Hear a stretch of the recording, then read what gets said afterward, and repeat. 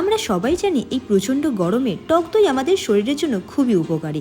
তাছাড়া ওজন কমাতেও সাহায্য করে। আর সেই টক দই যদি বাড়িতে বানানো যায় তাহলে তার কোনো কথাই নেই। প্রথমে আমি একটা পাত্রে 500 ml দুধ ভালো করে ফুটিয়ে প্রায় 200 ml করে নিলাম।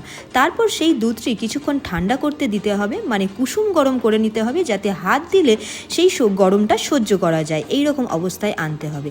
তারপর কয়েকটা সেরামিকের পাত্র নিয়ে নিলাম, যেখানে দইগুলো আমি বসাবো। তোমরা চাইলে মাটির বা স্টিলের পাত্র ব্যবহার করতে পারো।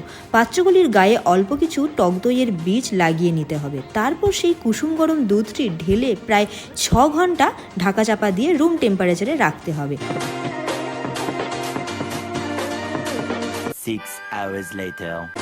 6 ঘন্টা পরে আমাদের টক দই প্রায় রেডি।